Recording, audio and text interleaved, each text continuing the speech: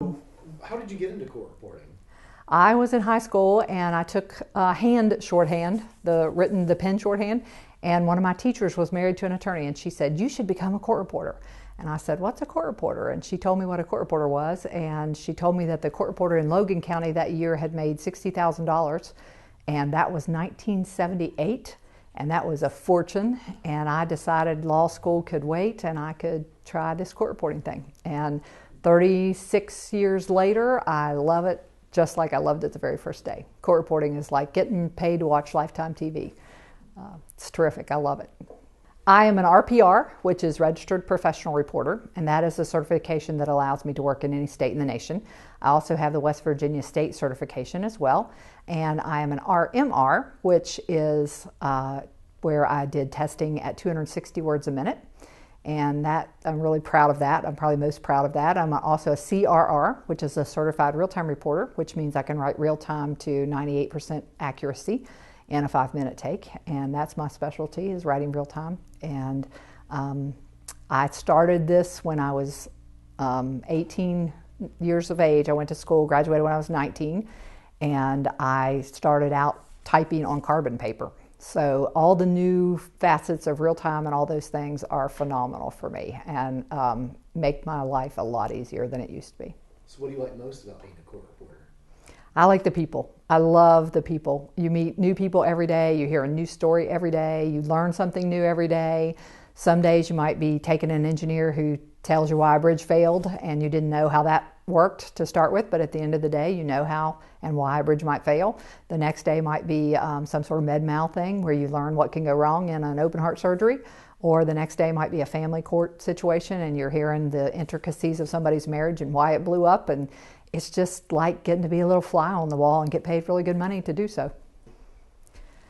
My most memorable day on the job was many years ago. I was a brand new court reporter in Calhoun County, West Virginia, and George Scott was my judge.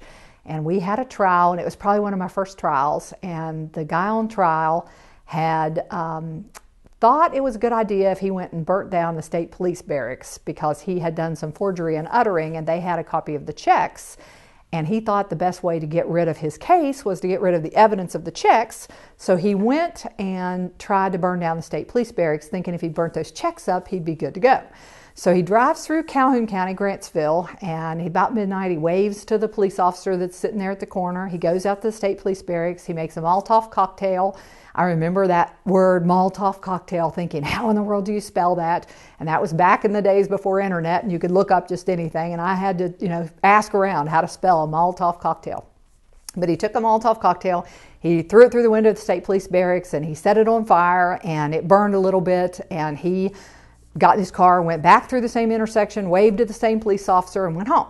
Next morning, state police get to their barracks and they realize somebody's tried to set it on fire. Fire didn't burn very long, and so they go looking and doing their investigation, and the police officer tells who he saw drive through town, and so they go to his house, and in his trunk he still has the cans of gas, and outside he had tromped all around with his tennis shoes and left the prints, and on his washing machine were his tennis shoes with the mud still caked to them. And so I heard all that in the opening statement, and I'm thinking, what in the world could be this guy's defense? What in the world is he going to say? He didn't do it. But I was so excited about one of my first trials, and so we get there, and the defense doesn't put on an opening statement. They said they would reserve it until later, which that was something new to me as well. And I thought, well, if I had the case against me that you all do, I probably would have reserved it later too.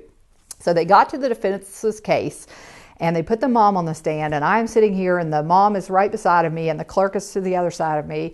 And the mom gets on the stand, and they ask her, tell us a little bit about your son. And she starts telling about him, and she says, oh, he was so smart. He said words before anybody else did, and he knew all his letters before he was 3 years old, and he was just the smartest little boy.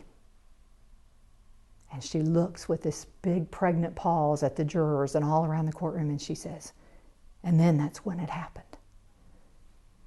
And she looks, and the tension builds, and I'm on the edge of my seat wondering, what in the world? And she says, he got bit by a black widow spider, and he ain't been the same ever since. And for some reason, that struck me as absolutely hilarious, probably from the court reporter not allowed to laugh, not allowed to cry, not allowed to show emotion. And I could not stop myself from laughing, and I was trying to think of every sad thing I could think of. And I was sputtering, I'd put my head down as the testimony went on. I was still taking it down, but I had my head down, and I was thinking, oh, Lord, please, please help me not laugh. And every time I'd get myself settled down, the clerk who was right beside of me, who was my good friend, she would go, and then that would set me off, and we ended up having to take a break to get me under control. And I was afraid I was going to lose my job. And for a variety of reasons, I have never forgotten that day or the defendant's name. I could tell it to you right now, but you just never know what you're going to hear, and it's always, always interesting.